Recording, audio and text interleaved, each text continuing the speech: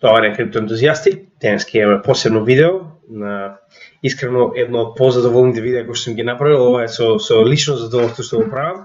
Значи на почеток пред да продолжиме, сакам да најавам че станува збор за видео во кое што ќе поразговараме за светските конфликти кои што моментално се активни и како истите делуваат на криптосекторот, со тоа што ќе мораме да навлеземе во дел од економските карактеристики на овие конфликти и како истите прво ги попречуваат традиционалните пазари, а со тоа и делуваат на зголемување на стравот на пазарот и зголемување на потенцијалот за пат дополнителен на криптопазарите.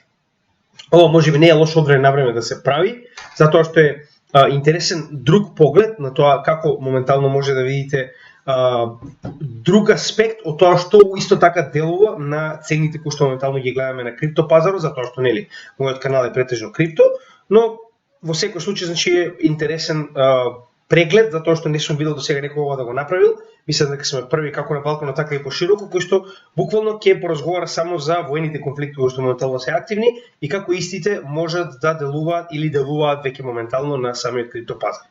Сега, прво морам да се извинам на сите оние кои што имаат спротивно мислење од моето, значи ова е мое мислење, јас го изнесувам на мојот канал, така да ако имате спротивно мислење или ако сте про НАТО, тоа е ваш проблем, не е мој. Значи јас изнесувам што јас мислам, на вас останува да го прифатите или не, затоа што на крајот од денот нели сите сме помалку пристрасни, така да и во оваа ситуација, значи јас сум комплетно против Америка, против НАТО, што мислам дека на сите што гледаат мојот канал им е јасно, но тоа нема да го кријам, тоа нема да престанам да го зборувам само затоа што не знам некој не му се допаѓа. Значи ќе кажам уште еднаш, ако не му се допаѓа она што јас го работам, слободно може да гледа други канали, значи јас го изнесувам моето мислење како што е. Не го прилагодувам, го изнесувам како што јас мислам дека моментално се движи ситуацијата во светот. Сега, првенствено че ова е мапа, односно Global Conflict Tracker, кој што го зема во оваа ситуација за да можеме да видиме што точно имаме низ светот и зашто би било паметно да се поразговара во ова видео. Значи, генерално има некои конфликти кои што не се, иако можеби делуваат на традиционалните пазари или на криптопазарите, но во многу мал процент. Како на пример мексиканските картели. Значи, иако е тоа една од најкрвавите конфликти кои што трае веќе со декади, значи тоа не делува директно на економијата и на крипто. Значи, иако делува во толку мал сегмент што е небитен во ситуацијата со крипто и со економските пазари, значи барем не на глобално ниво. Иако како што кажав, значи користењето на картелот на да речем криптовалути со цел да заобиколи перење на пари и слично, да, делува, посебно со оглед на фактот дека тоа ќе делува на регулативата, она што постојано го форсираат дека на криптовалутите има единствено место во перење на пари. Значи, за жал, картелите во Мексико не помагаат со овој аргумент, но како и да е, тоа е реалноста, но сепак на крајот од денот не верувам дека има толку голем удел во целата оваа ситуација. Значи, конфликтите низ Африка исто. Значи, имаме многу конфликти во централниот дел на Африка, кои што се најчесто цивилни војни, најчесто е борба на самата влада против соодветни групи кои што ги има како инсургенти, како да ги кажам. Значи тоа се фактички оние, сега дали се терористички организации, дали се генерално групи за ослободување на земјата, затоа што во секоја приказна имате лоши и добри и во зависност од тоа од која страна ја гледате приказната, едните кажуваат дека другите се лоши и обратно, со тоа што многу често овие средноафрикански конфликти се поврзани со исламизирањето на Африка, односно имаме многу големо ширење на оние остатоци од ISIS кои што се преселени низ целиот афрички континент, кои што поради несоодветната контрола, несоодветната армија во сите овие држави, без разлика колку се големи, моментално како што може да видите имаат голем ефект, затоа што ваквите терористички групи се најчесто финансирани од поголеми сили. Знаеме и сами, овие конфликти секогаш се испровоцирани од соодветна поголема сила, со цел да се искористат ресурсите во афричкиот континент. Тоа не е ништо ново, истото е уште од распадот на Картагина па наваму. Така да ќе напоменам уште еднаш, значи централните афрички држави, затоа што овие конфликти се доста изолирани, значи иако е тоа голем проблем, затоа што ова, значи не се намалува само со зголемување, гледате нестабилноста, значи овие целиот централен дел на Африка има моментално воен конфликт. Значи тоа не е мала работа, но од Етиопија па до западниот дел јас не гледам ниту еден конкретен пример во кој што можам да кажам да поради ова, на пример се намалува, не знам, извозот на соодветна руда која што е потребна за чипови за мајнери или слично, така да ова директно до сега барем не најдов ни една корелација дека има поврзано со цената која што ја имаме моментално на крипто или традиционалните пазари. Исто така и Јемен. Значи Јемен, иако на Саудиска Арабија и сите овие дел од Арапските Емирати и да речем коалицијата со Саудиска Арабија заедно со другите арапски држави, како што се Египет, Тунис, Мароко и слично, да, во истите имаме причини за загриженост, имаме причини поради кои што моментално може да има пореметување. Значи Јемен, иако е една од најголемите, ако не и најголема хуманитарна криза до сега, затоа што имате алијанса од страна на Саудиска Арабија и Америка, која што буквално го чисти Јемен од картата на светот, додека од другата страна ги имате хутите кои што се директно поддржани од страна на Иран, со цел да се борат. Значи ова е сунити против шиити, класична поделба на муслиманството, каде што имаме конфликт на големи размери. Значи Јемен е срамнет со земја, само затоа што Саудиска Арабија не сака никакво влијание на Иран, на својот континент, додека од другата страна хутите добиваат постојано помош од страна на Иран со цел да се дестабилизира што може повеќе сунитските држави, посебно Саудиска Арабија како најголемата сила во сунитите. За разлика од тоа, нели знаеме за отворениот конфликт помеѓу Саудиска Арабија и Иран, ќе поразговараме малку подоцна за тоа. Само сакам да кажам конкретно за Јемен, иста ситуација, значи нема нешто што може, што гледам дека би било на било каков начин поврзано со глобалната економија или пак со традиционалните пазари и крипто. Истата ситуација и со Мјанмар.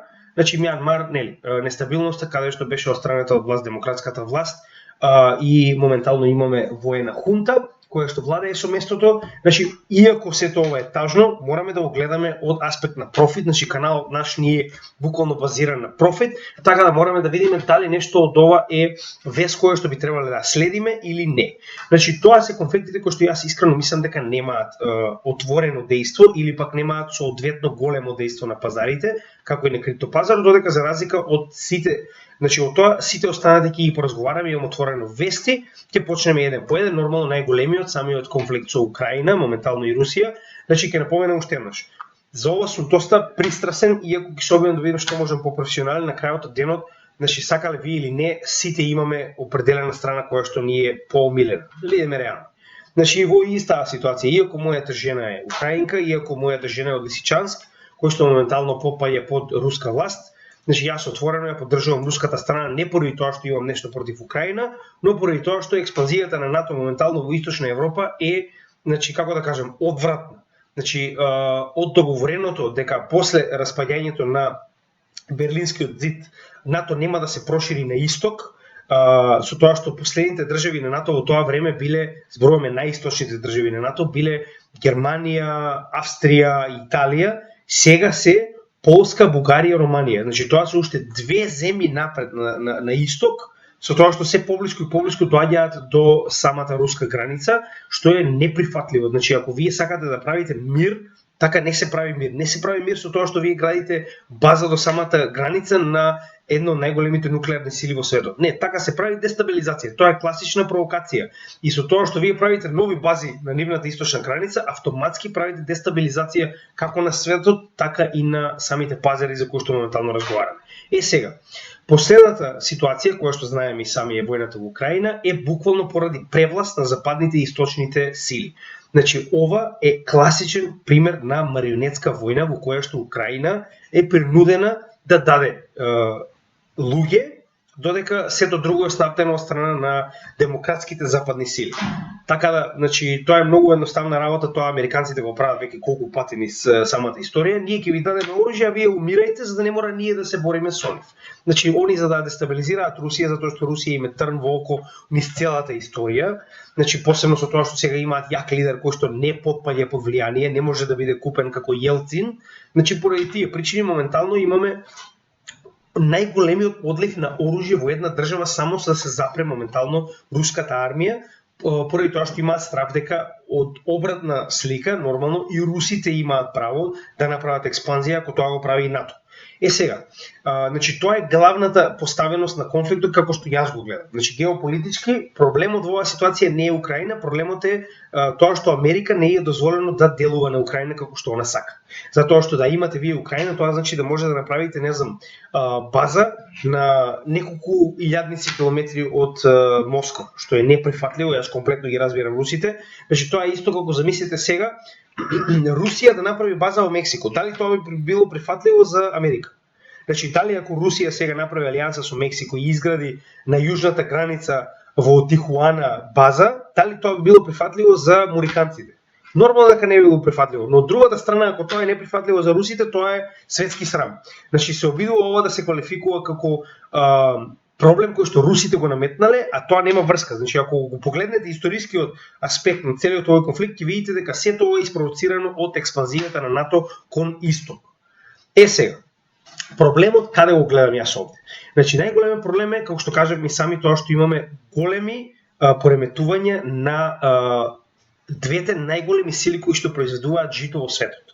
Значи вие не може да имате стабилни традиционални пазари доколку е едно од најголемите ресурси во светот и најбитниот ресурс, самото жито и житните производи, е во комплетен стоп.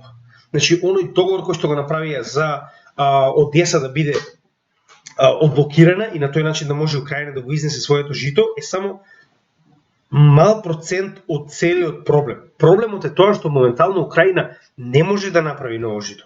Не може да произведе ново жито. Значи, Украина и Русија заедно произведуваат повеќе од 30% од вкупната житница. Со тоа што зборуваме, значи и за извоз, значи не само за сопствени потреби, тоа најмала работа за сопствени потреби, и за извоз. Со тоа што замислете кога во оваа ситуација Украина нема да може да произведе ништо во текот на оваа наредната година се додека самата војна не престане. Со тоа што во оваа ситуација, значи моменталната ситуација е дека многу од луѓето мислат дека Русија ќе изгуби. Како може Русија да изгуби? Само вака ќе ве прашам. Значи знаете и сами дека досега најголемите армии во светот биле запрени од страна на Русија со кој што го викаат тој нивниот најдобар генерал. Значи они имаат еден генерал кој што досега никој не успеал да го победи, а тоа е генералот Зима. И, значи, во оваа ситуација генералот Зина моментално еве што прави во Украина.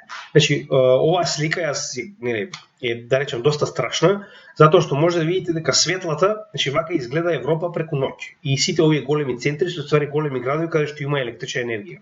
Вака изгледа Украина во овој период, кога имаме температури до минус 10, минус 15, каде што зимата само што започна.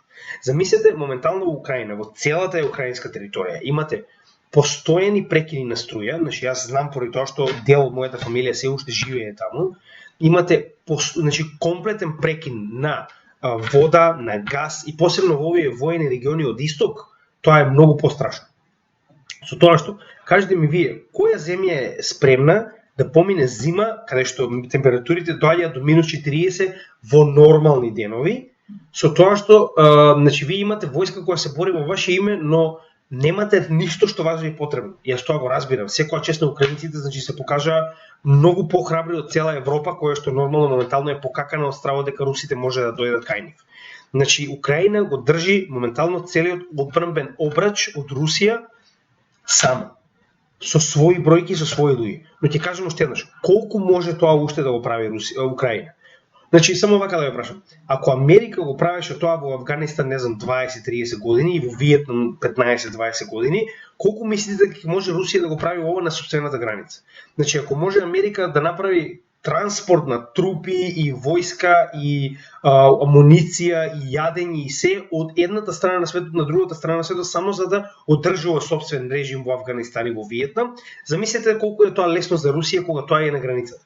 Значи, она што постојано кажувам, јас не гледам овдека ситуација во која што Украина победила. Значи, повторно, мојата сопруга е украинка, јас на вистина немам ништо против украинците, но во оваа ситуација украинците се на погрешна страна во Европа. Значи, моментално се користат како топовско месо за западните земји со цел да се ослаби силата на Русија за евентуално ако нападне во Европа да биде многу послаба. Што моментално на Украина и успева, но тоа што Украина не го разбира е дека се користи како топовско месо само за НАТО аспирациите да продолжат и понатаму. Значи тоа е многу жално, но во исто време е многу реално. И ако го погледнеме сето ова, можеме да видиме дека ваквиот прекин на производство на житни производи автоматски ќе значи дека ќе предизвика глад посебно кај по сиромашните земји. Во оваа ситуација значи станува збор за афричките земји кои што постојано купуваат од ова затоа што е најевтината житница која што може да си ја дозволат во Украина, како и значи афричките и Блискиот исток. Значи тоа се првите земји кои што ќе бидат директно погодени од ваквиот недостиг на жито, затоа што сега моментално Русија сигурно нема да го продаде житото на овие земји со оглед на фактот дека она е втората или ако не кажам она е прва, по Украина е втора по големина во светско производство на ваков тип на прехранбени продукти, зборуваме во сурова форма, така да со оглед на фактот дека сите овие земји моментално се во алијанса со НАТО, посебно овие овде, значи може да рачунате дека Русија сигурно нема да им продаде нив ефтини ресурси, посебно не после сето она што се случува, така да значи ова само се заострува, тоа е најголемиот проблем. Што јас очекував дека пред почетокот на зимата можеби конечно ќе се вразумат и ќе седнат на преговарачка страна. Сега моментално Русија нема никаква причина да седне на преговарачка страна со оглед на фактот дека моментално како се поставени работите, она не мора буквално ни војска да прати. Доволно е само да продолжи со бомбардирање на стратешки цели кои што се нели од електродистрибуција и било каков тип на ресурси кои што се потребни на локалното население да преживее оваа зима. Значи без струја, без вода и без газ вие имате автоматски мртва држава. Крај на мојот. Тоа е тоа. Ја не знам кој од овие луѓе мисли дека тоа е нормално, не е. Проблемот што е? Што е прашање на време кога моментално граѓаните во Украина ќе имаат доста, значи ќе им биде од целата оваа ситуација и ќе преминат кон, значи било што е подобро од и понатаму да живееме без никаква струја, вода и слично. Значи сакам да кажам дека на овој начин имате уште 4 тешки месеци од зимата, затоа што зимата во Украина не трае до април, извинете, до март. Трае некогаш и многу повеќе.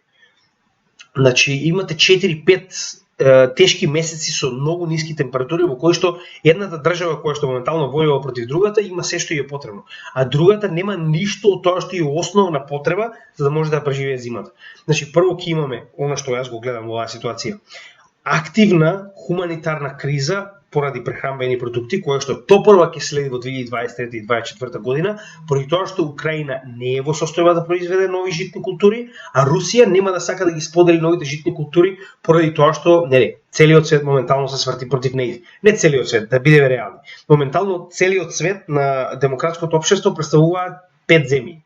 И ако не ги броиме европските посебно, значи моментално според нив глобалната заедница, значи како на НАТО уствари му е глобална заедница, што представува според НАТО глобална заедница?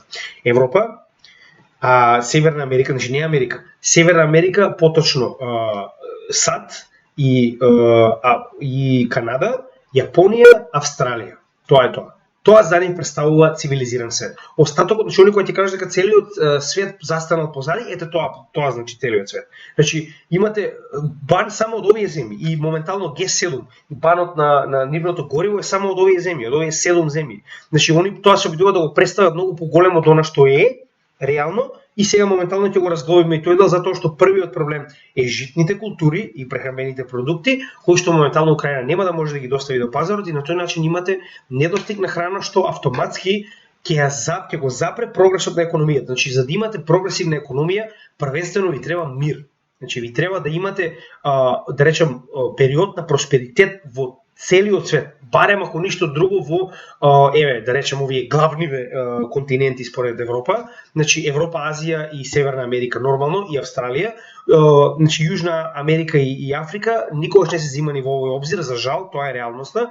Значи се додека немате просперитет и мир во овие континенти, нема да имате нормално стабилни пазари, секогаш ќе има причина за нивно поместување. Сега, денеска официјално, значи министерот за одбрана на Русија посетува Белорусија со цел да се направат разговори за тоа како може нели да се и со тоа што значи она што треба да биде многу загрижувачко е тоа што самиот претседател на Белорусија ја нарекува руската и белоруската армија како една.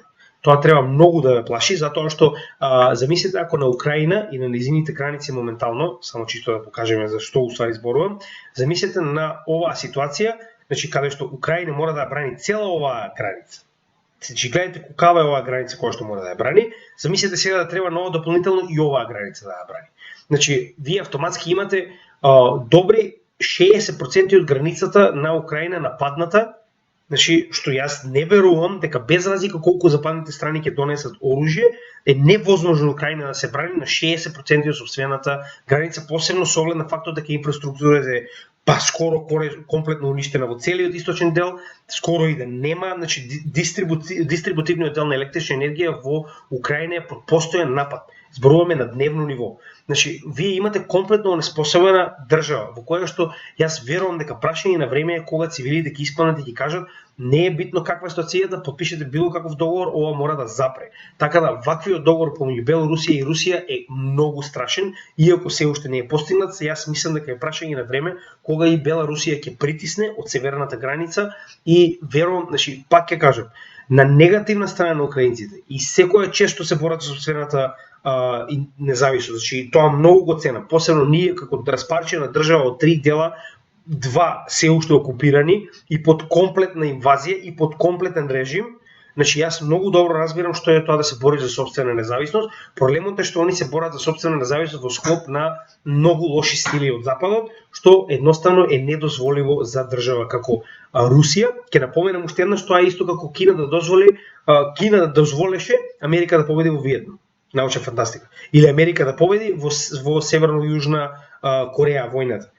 Значи, научна фантастика, тоа нема да се случи. Значи, овие земји се толку големи што нема да дозволат таков рак на општеството како Америка да им дојде во нивниот двор. Значи, тоа е научна фантастика, тоа нема да се случи. Јас верувам дека ќе дадат се од себе, значи русите не можат да си дозволат да изгубат оваа војна. Тоа е она што цела Европа не може да го разбере. Русија ќе продолжи и понатаму без разлика колку треба да жртвува, затоа што они не можат да си дозволат да изгубат војна во Украина. Ти замислите колку само едноставно готово. Целиот свет ќе помисли дека вие сте, не знам, смешка од држава.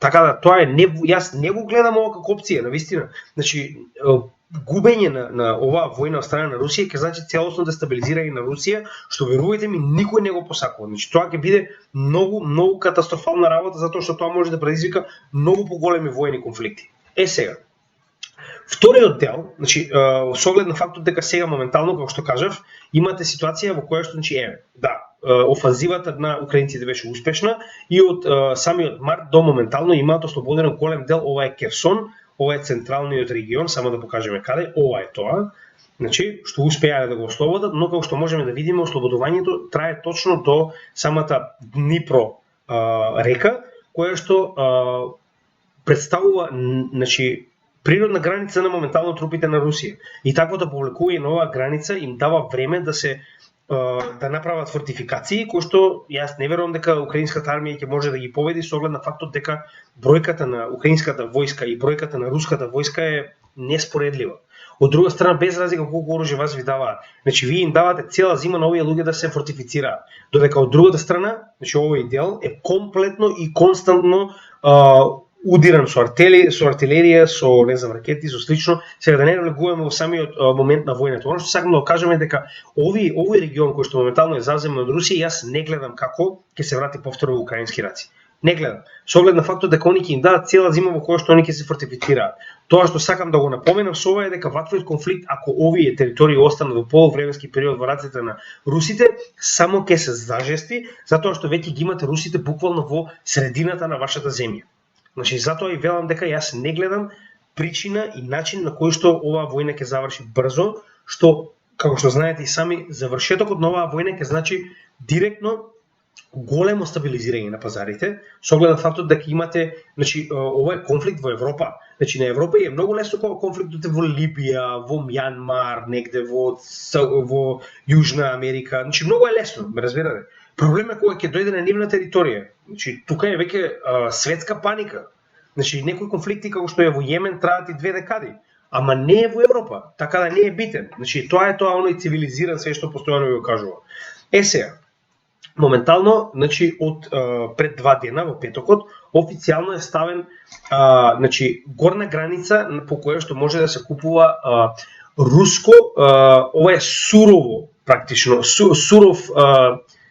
сурово гориво, да речеме. Значи, моментално е ставен прайскеп затоа што, значи, истите немаат сила да ја престанат комплетно соработката со Русија, затоа што комплетно како што може видите и сами се целосно зависни од ресурсите кои што Русија ги носи во Европа, што е уште едно лице на лицемерието на Европа и на Америка. Значи ние сме во војна, ние ставаме санкции, ама не на продуктите кои што нас не се потребни. Значи ако они беа толку силни, до сега ќе се откажаа комплетно од сите продукти, а не да ставаат price cap како оваа ситуација со кој што се одредува само горната граница по која што може да се купува руското сурово гориво, со тоа што моментално е $60 официјално од петок и ќе стапи на сила во понеделник. Сега, каде е овде проблемот? Уште една нестабилност на пазарот. Значи, претходното разговаравме за житните култури и каква е ситуацијата во Украина, која што и понатаму ќе продолжи да биде нестабилна, посебно во текот на зимата. Русија нема причина да престане војна во зима. Русија војува во зима. До сега Наполеон и Хитлер требало да ве научат на тоа. Сега, да, и победуваат во зима, тоа е уште полошо. Проблемот во целата ситуација каде е? Проблемот е што, кога вие ставате, значи они мислат дека со ваквото ставање на оваа горна граница на цената ќе ограничи, затоа што нормално Русија моментално ја одговара што поскапа да биде нафтата, затоа што тоа влева ресурси кои што на Русија се потребни за и понатаму да води војната. Во ред, тоа е така, тоа е вистина. Проблемот што е? Што Русија има и други клиенти и може да го пренасочи се тоа што моментално го произведува кон други клиенти. Тоа што на Европа изгледа не е јасно. Сега во исто време мораме прво да напоменеме кои се овие Г7 земји кои што тоа го прават. Значи повторно зборуваме за цивилизираниот свет. Г7 земји, цивилизираниот свет се Канада, Франција, Германија, Италија, Јапонија и Обединетото кралство и нормално муриканците. Ништо без нив. Така. Со тоа што нели Европската унија е еден од нив, така, како целина. Значи ова е цивилизираниот свет, ова се тие Г7. Со тоа што ако направиме споредба со сојузот кој што го има Русија, со БРИКС, наспротив овие Г7, можеме да видиме дека имаме изедначена сила, која што они вие не сакаат вие да ја знаете. Односно имате БРИКС, кои што спаѓаат Бразил, Јужна Африка, Индија, Кина и Русија, значи тоа е БРИКС, и за разлика од тоа овие се останатите. Прво да не зборуваме за тоа која работна рака ја имаат БРИКС за разлика од овие, а второ кога ќе погледнеме во самите GDP, значи Кина е над Америка. Индија е одма под Америка. Тоа значи дека две од овие 5 се веќе појаки од најјаката која што име така речено во ситуацијава нели Америка. Јапонија, Германија се добро. Тоа они се 4-то и 5-то место. И да не забораваме дека имате Русија на 5-то место и Бразил на 7-то место. Значи ако споредите економиите на БРИКС се многу поголеми по GDP за разлика од економиите на Г7. А вие најнаш имате забрана на Г7 за пристап на оваков тип на сурово гориво од страна на Русија во западните цивилизирани држави. Па гледајте каков пазар има. Нема тоа ни потреба. Сега, значи тоа е споредбата која што сакам да ви ја направам, затоа што многу од овие Г7 не би сакале да знаете дека моментално економиите на БРИКС се многу поголеми во заедност за разлика од Г7. Како и да е, значи кога ќе свртиме на овој момент, значи ова е ставено, така е. Значи првенствено Русија има два механизми со кои што планира да се бори. Првото е, значи они веќе кажуваат дека прво ќе бидат забранети, значи сите експорти на земји кои што ќе го прифатат оваа горна граница на цената. Значи замислете најнаш каков шок ќе следува во снабдувањето со гориво. Значи зборуваме за сурово гориво, но повторно вас ви е потребно сурово гориво за да може да произведете и дизел и таму не знам кои се другите, не се разбира многу, но како и да е.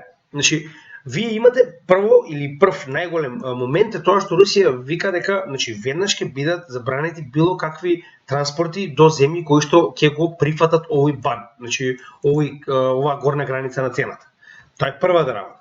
Втората работа, значи она што луѓето значи веќе го знаат е дека моментално Русија има купено повеќе од во овој последниот период, значи наспроти тоа што веќе поседува огромна флота за транспорт на гориво, значи има докупено уште 100 големи танкери кои што треба буквално да го заобиколат овој бан и овој кап на цената и да бидат искористени за Русија да може да ги достави овие големи количини на сурова нафта до други потенцијални клиенти кои што нема да бидат во Европа, Австралија или Америка нормално, што е многу едноставно. Денеска имаме цел свет кој што има потреба ваков тип на ресурс. Значи вие веќе имате, така и се нарекува моментално, нарекува shadow fleet или флота од сенката, која што моментално Русија ќе користи со цел да транспортира гориво на секаде и да го надмине овој бан кој што е повториш, и не знам кој бан е овој, не знам кои санкции се поред, и сите успеа да ги помине, но нели,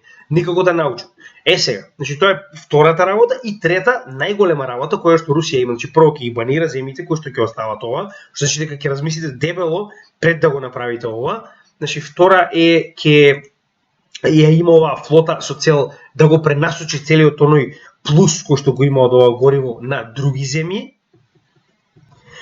И трета и најстрашна. Значи сега преминуваме на втор дел така речено конфликтот кој што се однесува на Блискиот исток. Значи моментално имате целосно преструктурирање на силата во светот од муриканска на источна. Значи моментално истокот се припрема да ја превземе генерално силата во светот, односно водечката сила, како економска, така и воена во светот, и прашање на време е кога конечно значи ќе падне оваа НАТО филијала или кооперација и ќе почне значи да се наоѓа некој како што е БРИКС, кој што ќе може да се протистави на овие хулигани.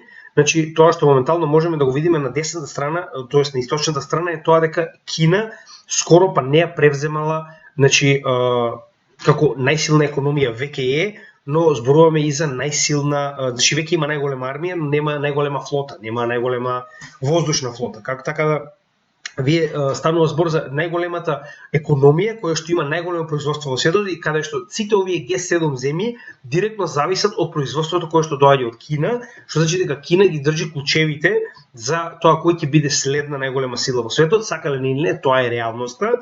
И моментално, значи најголемиот проблем во оваа ситуација е што ваквиот бан, значи сега, тоа што моментално Америка паѓа од да речем оваа силна позиција која што имаше во последниве 40-50 години, уште од крајот на Втората светска војна, значи уште еден показател за тоа е дека нивните први партнери Саудиска Арабија, со кои што досега значи постојано беа во коалиција со цел да се контролира ОПЕК, односно да се контролира оној картел кој што моментално ја директно инфлуенсира цената на горивата, во кој што е дел и Русија. Значи ОПЕК моментално донесе одлука со која што, значи за да се направи контраофанзива на ово што моментално се постави од $60 по барел, значи ОПЕК денеска недела има состанок во кој што ќе одлучува дали ќе направи значи кратење на производството дополнително од она што го скрати претходниот пат кога заседаваше, противно на она што го сакаше Америка. Значи Америка бараше од ОПЕК да не се става намалување на производството на горива, затоа што значи на тој начин фактички сите овие санкции кои што дојдоа на Русија предизвикаа значи горивото само по себе да има нестабилна цена.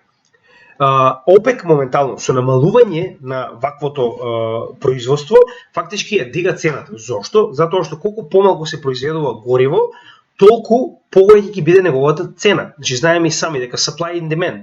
Значи во однос на тоа колку помалку има залихи на пазарот, толку неговата цена ќе расте. И сега моментално планираат да направат уште еднаш кратење на производството, значи ОПЕК начело со Саудиска Арабија и Русија, уште еднаш кратење на производството, значи ќе видиме дали тоа ќе се случи денеска, што ќе биде многу погубно за овие западниве Г7, затоа што вие замислете кога вашиот довчерашен партнер Саудиска Арабија, кога дојде тој склеротичниот дедо Бајден, му кажа не. Значи ние ќе си направиме како што нас ни одговара со цел да регулираме цената на нашето природно богатство, така.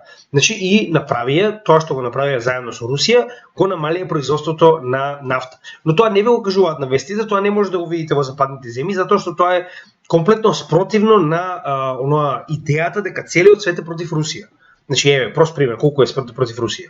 И сега ако денеска Саудиска Арабија и Русија успеат да се договорат со останатите 21, тоест производители на нафта, на без разлика дали е тоа сурова или рафинирана нафта, значи било каков тип на гориво, да се договорат да го намалат уште толку производството на нафта, значи вие ваквиот бан ќе биде небитен. Затоа што вие најнаш имате не само Русија, туку најголемите производители на гориво ја намалуваат производството со цел да ја зголемат цената за да се надмине овој бан. Значи, тоа ви е класично против Чекор, кој што моментално може да се превземе, кој што ќе биде одлучен во губење на светската власт на ваквите НАТО сили. Значи може да видите дека тоа е прашање на време. Јас постојано го кажувам, не знам кој не го гледа, тоа е негов проблем, но прашање на време е кога гледате, че ова нестабилност, вие да дозволите Саудиска Арабија до вчера, они беа, не знам, браќа. Трамп играше кај нив со саби на оро, не знам што беше тоа. Значи вие да дозволите Саудиска Арабија да се отцепи комплетно и нивната политика да биде комплетно спротивна на вашата како ваш стратешки партнер е недозволиво, но мене тоа супер ми одговара, ми се допаѓа затоа што време е ваквите НАТО хулигани да престанат да постојат, ако мене прашувате, така да ова денеска може да се одира како голема нестабилност на пазарот, значи имајте во тоа предвид, ќе видиме што ќе се случи утре, но денеска истите одлучуваат, до утре ќе имаме донесена одлука со тоа што нели прозападните сили очекуваат дека опет ќе се вразуми, значи така го велат тоа, ќе се вразуми и ќе дури очекуваат дека ќе го зголеми производството со цел да ја намали цената и на тој начин фактички западните сили се обидуваат да ги натераат ОПЕК да се вклучат во овие санкции против Русија, затоа што кога го зголема производството ќе намалат цената и со тоа ќе го намалат придонесот кој што го има Русија од ваквите трговии фактички, додека во спротивно ако го намала производството, они фактички ќе и помогнат на Русија со цел да го зголеми профитот кој што го има од ваквото производство, затоа што намалено производство ќе значи зголемување на цената, затоа што имаме недостиг на ова средство на пазар. Значи многу едноставно. Тоа е едно од најбитните работи, значи како што кажаме, тие се првите два, иако ја долго зборував, значи мора да објаснам ситуацијата за може да разберете зошто е сето тоа така.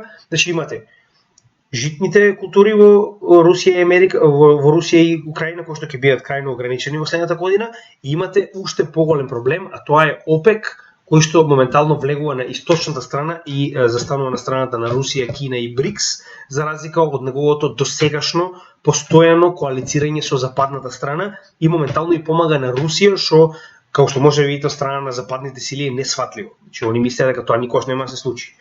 Сега, да не забораваме дека нестабилноста на Блискиот Исток, нестабилноста во Украина, нестабилноста во Јужна Америка, која што е постојано нели под директна, како да кажем, директива од сама USA, затоа што моментално поголемиот дел од овие земји имаат покритие во долар, значи нивните валути се врзани со доларот. Значи вие имате држави кои што се директно зависи од Америка. Колку повеќе конфликти се отвараат во светот, толку повеќе нестабилно постанува за Америка, затоа што они се обидуваат се уште да изиграваат светски полицаец. Значи вие имате американски трупи кои што се наоѓаат во Сирија, кои што се наоѓаат во Израел, кои што се наоѓаат во сите овие афрички држави, да не забораваме Саудиска Арабија, Јемен, истите се наоѓаат во Јужна Кореја, се наоѓаат во Тајван, се наоѓаат сегде. Значи колку повеќе конфликти, толку повеќе нивната сила и понатаму ќе се намалува. Значи прост пример за тоа е нивното конечно признавање на пораз во Авганистан, кој што беше уште еден удар на тоа што покажува дека американската сила во светот конечно почнува да се намалува и тоа драстично и страшно, но тоа за жал ќе донесе нов конфликт, тоа е реалност. Значи не постои променување на светска сила која што е доминантна во светот без нов конфликт. Тоа е проблемот. Може би ќе бидеме сведоци на првата која што нема да биде од таков тип, но јас сум скептик по ова прашање, да се надеваме дека ќе бидам грешка, со тоа што следната сила, знаеме и сами, е Кина. Значи, моментално кинескиот председател Жи Јинпинг доби трет мандат, со тоа што веруваат дека после овој трет мандат е голема веројатност дека истиот ќе биде доживотен председател на Кина, тоа ќе биде втор после Мао Цетунг. Со тоа што, значи, моментално и самиот кажа во неговите практично предизборни ветувања дека развивање на војската на Кина да стане прва во светот е една од најбитните работи кои што ќе се обија да ги постигне во следниот мандат, со тоа што ваквиот чекор на Кина отворено кажува дека се спремни да се спротивстават на Америка, затоа што да бидете највеќе во светот значи да имате поголема војска од Америка. Разликата во тоа е што моментално трупите на Америка се нисекаде низ светот, значи истата има повеќе од 2000 бази низ светот, зборуваме надвор од Америка. За разлика од тоа, кинеската војска е стабилизирана и концентрирана во една земја и затоа освојување на вакво островче како ова малецко од тука за неј ќе представува, не знам, прошетка во паркот. Значи не може да споредуваме војната со Русија и Украина, затоа што кога ќе споредиме колку е ова островче мало, а колку е голема територијата на Украина, можеме да сватиме колку на Кина ќе биде едноставно да го земе ова островче, а колку повеќе се дестабилизира силната позиција на Америка во светот, толку повеќе Кина се приближува до моментот кога конечно ќе го земе ова и на тој начин ќе ја заврши целата оваа ситуација. Сега, ќе напоменем уште еднаш, овакви отворени конфликти, како што е моментално Украина, како што е во случајов имате скоро па не е отворен повторен конфликт помеѓу Израел и Палестина, иако мал, доста значителен. Имате уште еден конфликт кој што моментално брои, а тоа е Иран и Саудиска Арабија, за кој што веќе разговаравме пред неколку видеа. Значи тоа се конфликти во кои што Америка е директно замешана, исто како и Јужна Кореја, исто како и број други. И они мораат и понатаму да инвестираат за нивното влијание да остане силно во овие предели во светот. Ако тоа го прават, тоа значи дека ќе мора негде да попуштат. Тоа беше прост пример со Авганистан, прост пример со Сирија. Они таму војните ја изгубија, затоа што немаат доволно средства и не можат постојано да бидат полицајци во сите овие земји. И на тој начин се покажува дека Америка постепено го губи оној примат во светот кој што моментално на сите ние познат. Така да јас верувам дека прашање на време е кога Тајван ќе стане кинески дел. Значи зборуваме од обединета Кина, како што тоа беше и со Хонг Конг, сакале не или некеле, тоа е реалноста. Значи и за Хонг Конг исто така мислеа дека никогаш нема да се случи, дека не знам, ќе ги бранеле, не знам, англичаните, американците, да, нема проблем. Значи моментално Хонг Конг е директно под целоса контрола на Кина. Тоа два система во една држава е само научна фантастика, да бидеме реални, што бил таму сум видел.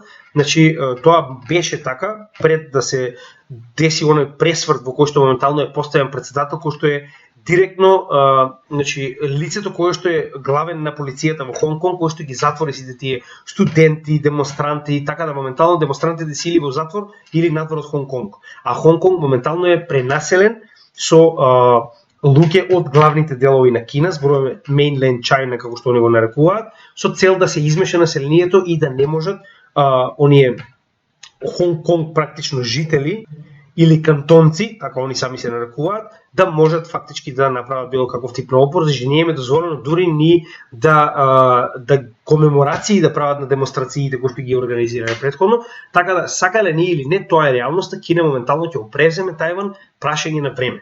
Превземањето на Тајван за нас е битно поради приматот кој што Тајван го има во производството на чипови во светот.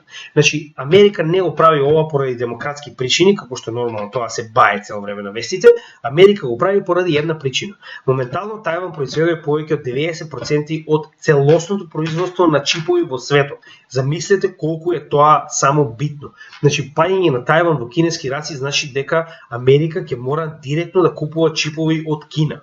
Значи, вие замислете дека нема да може да направат ни еден трактор, а не да зборуваме за вселенски летала и слично. Значи, тоа што моментално тој склеротичниот дел го кажуваше дека ќе мораат да го пренаменат повторно производството во Америка. Нормално дека им одговара од Тајван, затоа што е ефтино.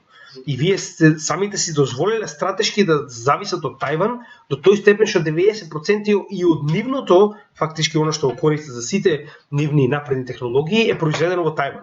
Така да паѓање на Тајван во кинески раци е многу деструктивно за Америка, а ќе кажем уште еднаш, само прашање на време. Значи пред тоа беше само реторика, сега веќе станува збор за постојани воени вежби, кој што ако се сеќавате беше иста ситуација и во Русија и Украина, се додека тие воени вежби еден ден не се претворија во инвазија. Така да мене ако ме прашувате, прашање на време е тоа кога ќе се случи. Следна ситуација во која што повторно се гледа како американското влијание постојано паѓа е тоа што Северна Кореја повторно одлучи дека ќе прави тестирање со балистички проектили и слично, затоа што моментално Америка се обидува да демонстрира моќ и правеше, ова беше буквално пред неколку дена, со Јужна Кореја као воени вежби заедно, што нормално доби соодветен одговор од Северна Кореја со лансирање на овие балистички проектили. Со тоа што и јас сум бил, искрено да кажам, право дел од тоа, слета во Токио, ако се сеќавате, тоа беше пред, не знам, 5-6 години, кога имаше проектил над Јапонија. Значи јас бев на аеродромот во Токио кога ваквиот проектил леташе над Јапонија и беше доста страшно, значи само што следа ви спанавме од авионот, има пожарни возила сегде, се е црвено, тревога. Викам, добро, зарем можно, викам, само што следавме што се случува. За да видам на вестите дека Северна Кореја лансирала проектил над Јапонија, викам, па добро, требаше ја таму Јапонија и да умрам од проектил од Кореја. Значи, како да ви кажам, доста смешна ситуација, но како и да е, оно што да се вратиме на самата идеја е дека моментално Кина, значи прво беше Виетнам, потоа Северна и Јужна Кореја, Тајван и останати вакви жаришта кои што постојано се провоцирани од страна на Америка со носење демократија со цел да се дестабилизира и да се стави значи база во која што Америка ќе има влијание во тој дел од Азија, затоа што тоа е многу тешко, како што може да видите, и моментално се повеќе и повеќе се искоренува целосно америчкото влијание од овој сегмент, од овој дел од мапата, што мене ако прашувате многу ме радува. Значи, гледате, 1, 2 и Виетнам претходно 3, значи они буквално се направија само за да се стават себе си на овој дел од мапата со цел да има некакво влијание да Кина, но очигледно тоа е неуспешно кога вие, значи тоа е уште еден пример, значи како што Кина го бранеше Виетнам десетици години, Северна Кореја десетици години и се уште, значи невозможно е да изгубите војна која што е до вашите граници. Тоа е проблемот што никако да го разбере Америка. Со тоа и ја верувам дека оваа ескалација е нормално одобрена од Кина со цел да се покаже на Јужна Кореја дека не може да прави што сака и дека нели ваквиот сојуз со Америка не е паметен, посебно не во овој период. За жал тоа е реалноста. Сега, значи тоа е во однос на овој дел од светот, каде што рековме дека прво чиповите, а второ самата сила на Кина која што го превзема приматот како од економска сила, така од воена сила.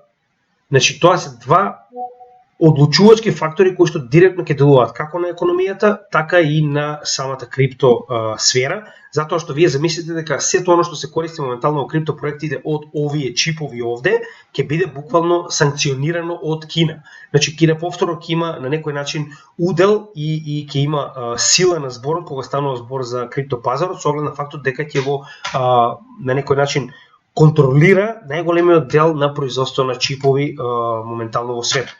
Така да тоа е многу битно, превземањето на Тајван ќе направи некои работи да бидат многу поинаку во целиот свет, но сега за сега Кина била отворена за трговија секогаш без разлика на која војна и каква војна била, дури и со нивните непријатели очигледно, се додека целата Европска унија и Америка го поддржуваат Тајван, они и понатаму се отворена трговија со нив, затоа што знаеме дека Кина е најголемата фабрика во светот.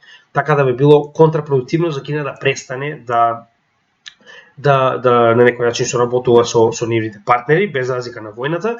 Значи кажавме веќе имаме две големи жаришта кои што се крајно да речам нестабилни и може во било кој момент да ескалира. Значи иако оваа ескалација е се поголема и поголема, но истата е веќе на некој начин пресметана во пазарот. Значи пазарот веќе го има направено тој пат кој што очекуван од ваквата ескалација. Следна ескалација е нуклеарна бомба. Тогаш може да очекуваме дека ќе имаме поголемо паење, но во текот на следната година, она што разговаравме е недостигот на ресурси, како банот кој што сега Русија ќе го стави на Европската унија и на американците за гориво, така и недостигот на житни култури кои што исто така ќе бидат дестабилизационен фактор на пазарите.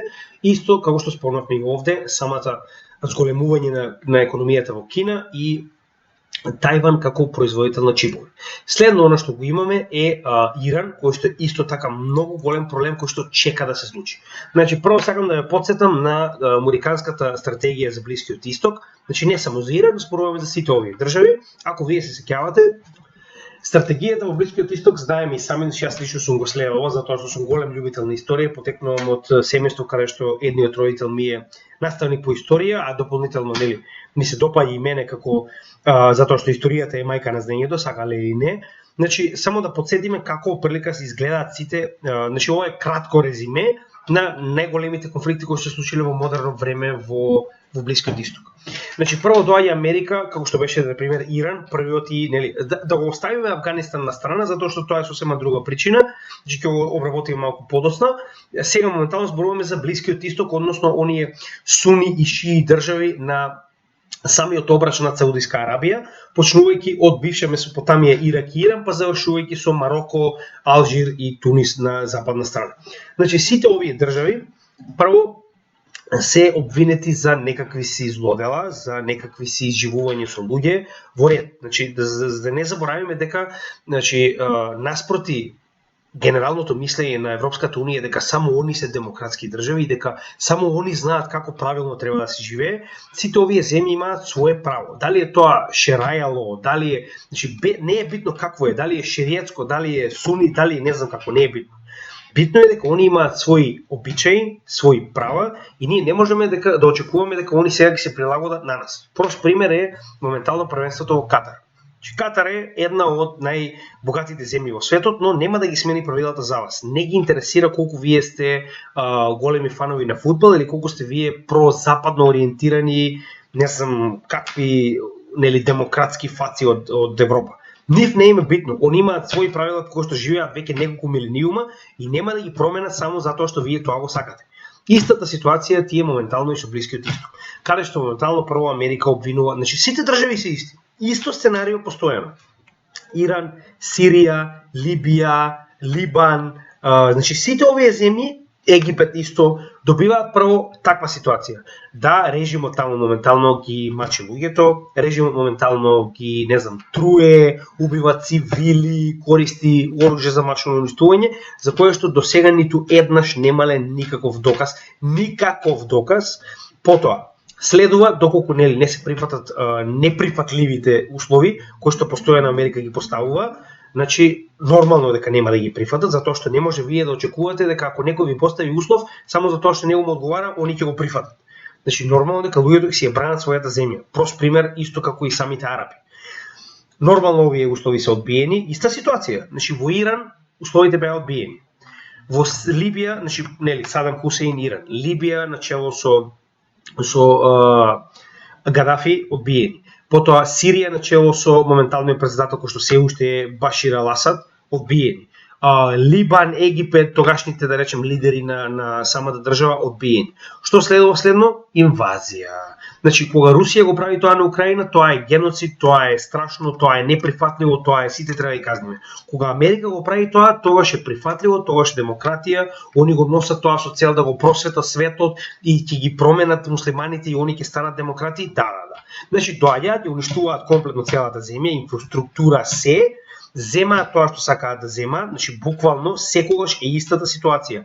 Иран, Либија, Либан, Сирија, едни од најбогатите земји на Блискиот Исток пред да дојде муриканецот и потоа се едни од најсиромашните комплетно уништени и стана мета на ISIS, која што исто така беше целосно финансирана од Америка и беше уништена од страна на Иран и Русија со нивната коалиција во Сирија и Иран со цел да се уништи ISIS. Кога тоа се случи, сега веќе нормално не чини Иран, затоа што Иран беше главниот проблем кој што успеа да го искорени ISIS од целиот тој дел, затоа што има голема разлика помеѓу ISIS и голема разлика помеѓу сунитите во Иран, кои што се обидуваат, значи иако тоа е муслиманска власт, да бидеме реални, власта во Иран е муслиманска, тоа не го менува фактот дека истите, значи придонесуваат за развивање на државите кои што се исто така шиитска, моја грешка.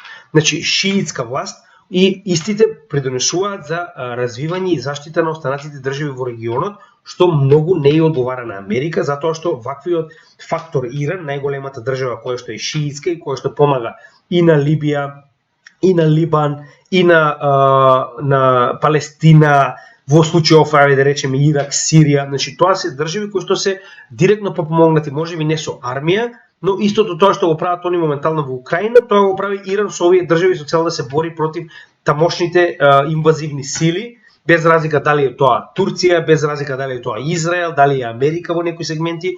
Битно, значи Иран ги финансира сите овие околни држави со цел да се одбранат и да останат така речено независни и изградени според она што биле претходно изградени.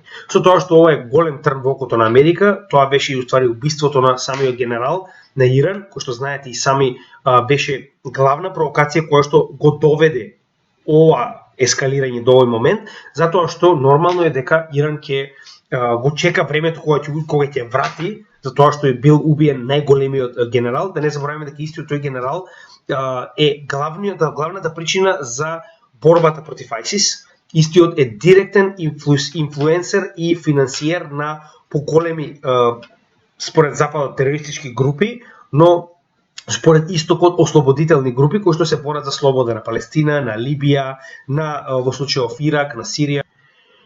така да ваквото елиминирање на таков генерал нормално очекува соодветна одговор од страна на Иран, кој што и самиот каже дека ги чека до одредени момент кога тоа ќе се случи. Да не забораваме дека Иран значи отворено говори дека Израел е неговиот крвен непријател и дека буквално на крајот од денот ќе биде или Иран да постои или Израел да постои, значи не може да постојат двете. Значи тоа е следниот дел од видеото за кој што ќе поразговараме. Значи ова моментално што го гледам во Иран мириса на демократија. Не знам за вас, ама ова што гледам дека моментално се буцкаат работите за да се направи внатрешен немир, за да се дестабилизира Иран, ми мириса на демократија. Значи вака почнува сегде. Оние арапски пролети што ги имаше ни сите овие држави, завршија со револуции кои што ја дестабилизираа земјата комплетно и што направија ништо освен тоа што ја дестабилизираа земјата. Значи ништо. Само дозволија американски корпорации кои што потоа доаѓаат и нормално ги искористуваат овие природни ресурси на сите овие арапски држави. Тоа не е ништо ново. Прво тоа го правила Европа, низ целиот дел на оние предколонијален дел на Африка, каде што сите овие држави биле поседувани од некоја европска држава, затоа сега да го прави Америка. Значи само имаме замена, немаме ништо друго, имаме поголема деструкција. Значи тоа е она што моментално го гледаме.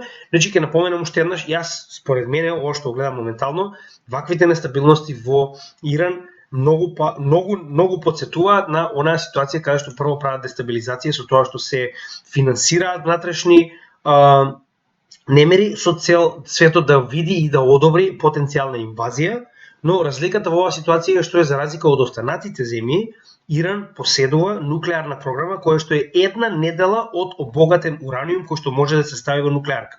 Значи тоа е таа разлика која што досега Америка не се соочила и јас верувам дека ако е притиснат Иран и понатаму, голема веројатност е дека ќе дојдеме до ситуација во која што Иран ќе направи нуклеарно оружје и тогаш ќе биде веќе сосема друга приказна, затоа што никој нема да ве задева ако имате нуклеарно оружје, наеднаш значи целата приказна се променува.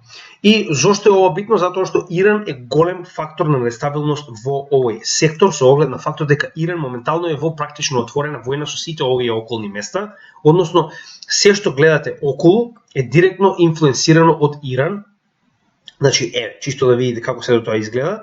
Значи Иран моментално од оваа позиција инфлуенсира се што гледате овдека, сите овие конфликти се директно помогнати од Иран, значи Сирија, моментално Ирак и неговата нестабилност во северните делови со Курдистан, кои што се во отворена војна со Турција, очигледно која што само што не почнала, Либија, исто така значи израелскиот конфликт со Палестина кој што Хезболах е директно инфлуенсиран и финансиран од Иран, како и хутите во долната граница на Саудиска Арабија, која што поради овие причини е исплашена дека Иран значи ќе дојде до нестабилност и ќе дојде до напад на Иран врз Саудиска Арабија како оној конфликт кој што го имаат 2000-ци години сунити и шиити. Значи, тоа е оној проблем кој што во Блискиот Исток може уште еднаш да разгори војната, која што директно може да делува повторно на нестабилност на пазарите, затоа што знаете и сами дека секогаш кога има почеток на војна, без разлика дали е тоа во Иран, дали е било каде, посебно кога станува збор за големи земји, значи веднаш имате нестабилност на пазарот и страф и имате масивни продавања после ваквиот почеток. Значи самата вест која ќе удри на пазарот, луѓето прво продаваат, а после чекаат да видат што ќе се случи. Значи тоа е нормално и затоа значи немири во Иран кои што може да дојдат до граѓанска војна, може да предизвикаат или отворена војна надворешна со Иран, со било кој што мисли дека го инфлуенсира овој проблем, или да доведат до цивилна војна во Иран, која што ваквата нестабилност повторно може да се одлучи како крајно голема и тоа да биде уште еден проблем во целата оваа ситуација. Значи, затоа и ситуацијата со Иран е многу битна, посебно да не забораваме на ова што тој стариот дедо во Америка го кажа, односно он вети дека Иран ќе биде ослободен од страна на Америка. Значи, уште еден ослободителен акт, затоа што сите што ги ослободија до сега живеат многу добро. Знаете и сами, пример за тоа се Ирак и Сирија, кои што пред тоа беа едни од најбогатите земји, за сега да станат едни од најсиромашните земји во постојана криза и со нивна инвазија на ISIS и слично. Следно, исто така од истиот овој дел е самата либиска криза, која што во оваа ситуација, значи, имаме поделба на земјата на два дела после смртта на Кадафи, да, уште една ослободена земја од Америка, да не заборавиме, која што се уште е во цивилна војна, значи веќе 7 или 8 години откако беше ослободена, каде што сега овој генерал кој што ги презема така речено воените сили на источниот дел од државата, моментално се бори против западниот дел кој што е признаена власт од Мурика и Европската унија и моментално најавува дека е пред донесување на конечна одлука со која што ќе одлучи дали е време да направи инвазија на западниот дел со цел да ја обедини земјата повторно. Значи тоа е уште еден конфликт кој што само што не се случил, а ваквиот конфликт е многу блиску до Европа и Европа е многу загрижена дека ваквиот конфликт ќе се одлее повторно таму, затоа што сите овие бегаци кои што ги гледате од овој сегмент, погодете каде доаѓаат. Доаѓаат право во Европа. Така да тоа е уште еден чекор на нестабилност кој што може да се случи да ги дестабилизира традиционалните пазари, а со тоа и да делува на криптопазарот. Значи, гледајте колку активни конфликти до сега обработивме кои што директно делуваат на економијата, без разлика дали е тоа фактор на производство на некаков тип на ресурс, дали е тоа промена на светска сила, дали е тоа налив на нови бегалци. Значи, сето тоа представува своевиден проблем со кој што ќе треба да се соочи целиот свет, кој што ќе ги дестабилизира и понатаму пазарите. Следно, да не заборавиме, Турција секогаш е дел од сите срања во светот, така да и во оваа ситуација, значи нив не им одговара формирање на курдска држава на северната граница на Сирија и Иран, со тоа што во оваа ситуација, значи, они ќе се обидат тоа да го запрат, затоа што моментално имаме, значи, силна шанса за конечно курдите да добијат своја држава во северниот дел од Сирија, посебно со оглед на фактот дека Сирија е крајно дестабилизирана после нели американското ослободување, уште едно ослободување, нели, да не заборавиме, со тоа што во оваа ситуација, значи, курдите имаат завземено собствени делови од северниот дел кои што и пред тоа представуваат, значи, природна граница на Курдистан, кој што не постои, но во секоја ситуација знаеме дека, значи, овој дел на тромеѓето помеѓу Ирак, Иран, Сирија, значи, представува дел кој што е незванично Курдистан, каде што живее овој народ, кој што се уште нема собствена земја. Нормално Курдистан зафаќа и дел од Турција, што на Турција не ја одговара и поради таа причина моментално се припрема за, значи, до сега врши само гранатирање на овие делови, постојани напади, со тоа што последниот PKK, значи тоа е курдската работничка партија во Турција, изврши напад на среде Истанбул, во кој што беа убиени неколку луѓе и поради тоа моментално нормално тоа и дава причина, нели, поради 8 луѓе и дава причина да направи копнена инвазија на Сирија и да завземе се што е потребно со оглед на фактот дека нема кој да ја запрее. Затоа што Сирија се уште се бори со внатрешни немири, со тоа што, значи, председателот кој што сирискиот народ сака да остане на власт, Башар ал-Асад, помогнат од Русија, нормално е недемократски затоа што е помогнат од Русија, не дека се бори против тероризам. Значи, ISIS стана демократски во Сирија само затоа што не им одговараше дека тамошната држава е помогната од Русија. Значи, и ISIS е демократски и за Европа и за Америка, само за да не бидат на страната на Русија. Значи, тоа е жално и страшно, но нели, добре дојдовте во модерниот свет. Во секоја ситуација, значи, моментално имате целосна безконтрола во овој сегмент, која што повторно, како од целиот овој дел, може да вроди нов конфликт кој што ќе донесе огромен број на бегалци кои што повторно преку Балканот или преку овие мориња ќе се упатат нека Европа, повторно можност за дестабилизирање на пазарите, затоа што нов бран на бегалци, како што беше ситуацијата од Сирија, кој што донесе повеќе од 4 милиони бегалци, како што и оваа ситуација од Украина, доаѓа со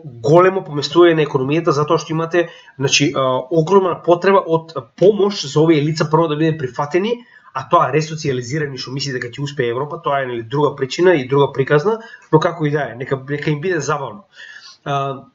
Следна интересна работа во истиот овој дел, значи гледате колку само активни конфликти има во овој дел, тоа е страшно. Значи Блискиот исток никогаш не престанал да гори, тоа е страшно и жално. Афганистанците после нивното ослободување моментално имаат целосно шеријатско право и целосно муслиманска власт, со тоа што не се афганистанци, туку се талибанци. Со тоа што талибанците самите по себе потекнуваат од Пакистан. И ваквото движење е потоа пренаменето во Афганистан, прво поради борбата против, значи Пакистан, во Афганистан борба против Русија, која што била во тоа време, нели, зборуваме во 70-тите години, биле на некој начин инвазивна сила која што имала комплетна контрола над Афганистан, нормално поради ресурси, да не се лажеме.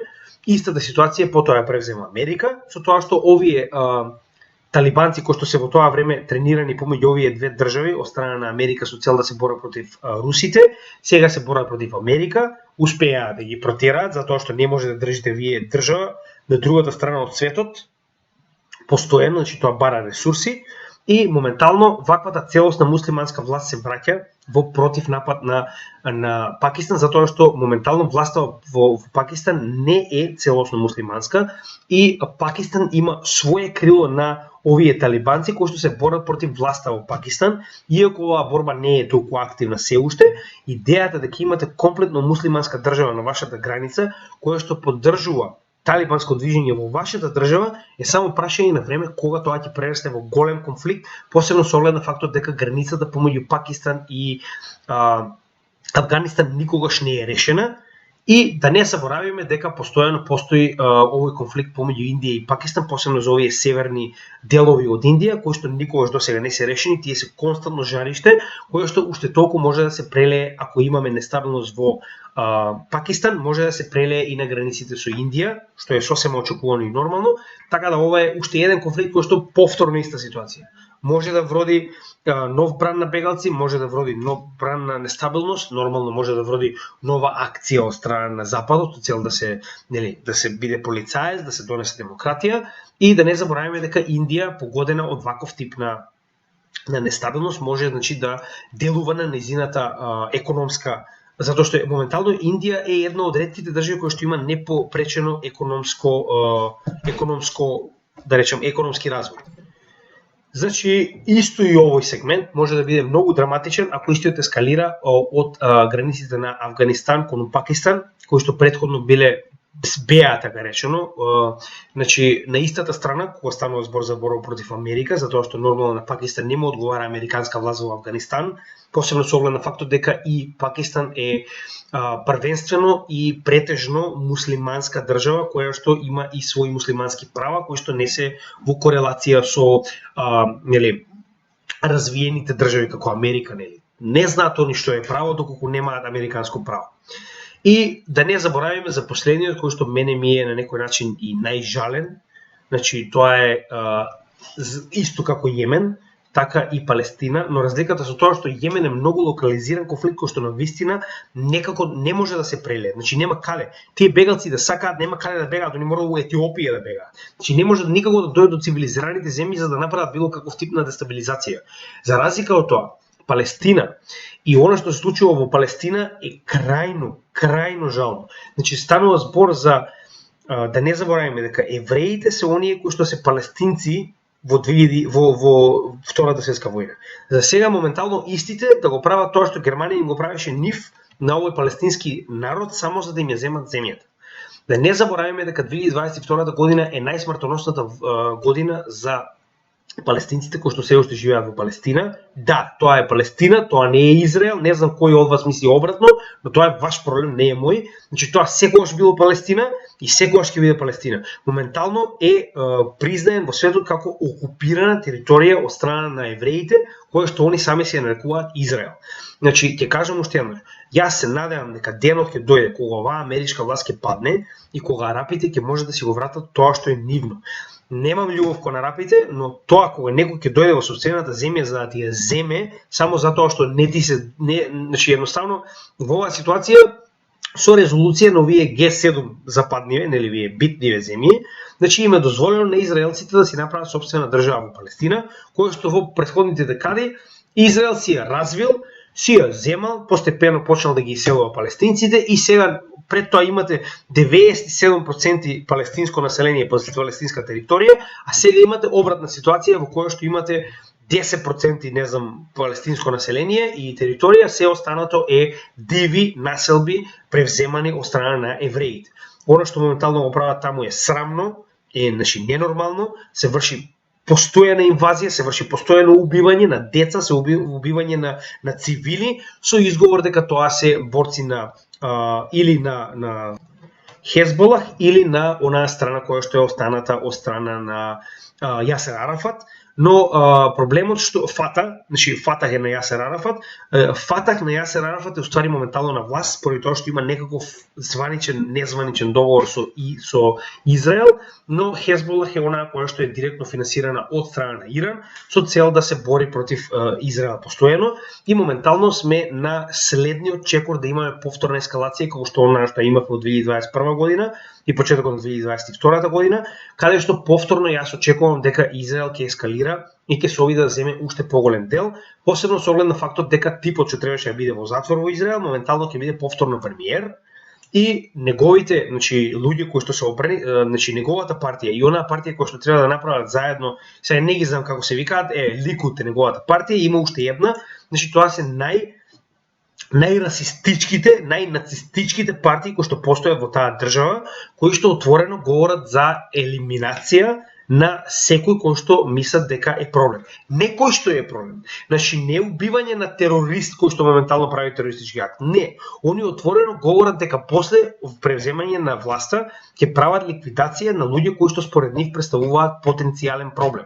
Може ли да замислите дека ова е говорот на нацистичка Германија против комунистите, против славјанското население, против евреите, а сега евреите го користат против палестинците, и доколку го прашате ова дека е проблем, доколку имате нешто против, вие сте проблем, вие сте семитист, вие сте како тоа се борите против демократија. Како да објаснам? Тоа е жално и моментално целиот свет чути и ги затвара очите, и е битно во целата ситуација затоа што ваквото ескалирање на овој конфликт нормално уште еднаш не враќа на истата ситуација, а тоа е што? Повторно бегалци, повторно хуманитарна криза, помош за оваа хуманитарна криза директно се одразува на светското производство, на светската економија, која што и така ќе влие уште еднаш на целата оваа ситуација која што имаме во светот. Ова се моменталните активни конфликти кои што јас можам да кажам нешто повеќе, тоа е повторно моје мислење, но кога веќе гледаме од економски и политички карактер, мораме да ги гледаме и овие сегменти. Ова е дел од фундаменталната анализа кој што многу често луѓето го забораваат се додека нешто не се случи. Со цел да се заштитите вие и вашиот капитал, прво мора да бидете свесни за техничка анализа, што постојано го правиме на самиот канал.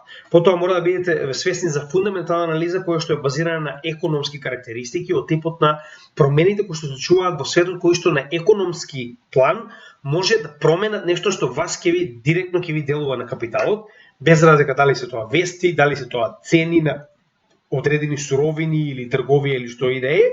Се што представува економски фактор кој што може да ви го помести капиталот во една или во друга насока, е фундаментална анализа која што мора да ја обработувате, напоредно со техничката анализа, и од време на време треба да обрнете внимание и на овој момент, затоа што знаете и сами дека еден од најголемите дестабилизатори на економијата е војната, посебно секој почеток на војна наеднаш делува директно со удар на економијата, каде што сите од страв продаваат, што е за жал човечка психологија, едноставно не може да се промени. Знаете и сами дека пазарите, традиционалните пазари директно паднаа на самиот почеток на војната помеѓу Украина и Русија, без при тоа се уште да има било какви реперкусии. Реперкусиите топора ќе ги гледаме. Но е добро од време на време да се обработува и ова, и вие лично да си направите истражување во кое што ќе видите кој потенцијален конфликт како може да влијае на она што моментално го имате во сопственото портфолио.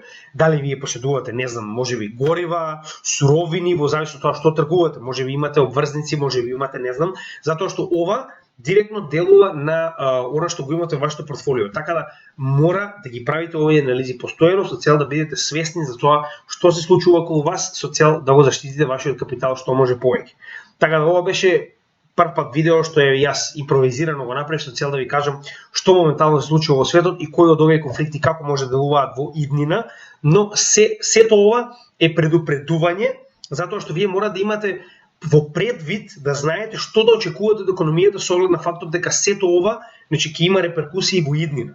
Така да кога ги гледате овие работи, имајте ги во предвид дека во иднина ќе се развијат и ќе направат некаков дисбаланс на економијата, позитивен или негативен, така да направете собствено истражување, затоа и реков, ова е малку пристрасно истражување, јас имам своји сваќања на геополитичката сцена и како такви нема да се извинувам, тоа е моје мислење, ако вие имате спротивно, тоа е ваша работа, не е моја.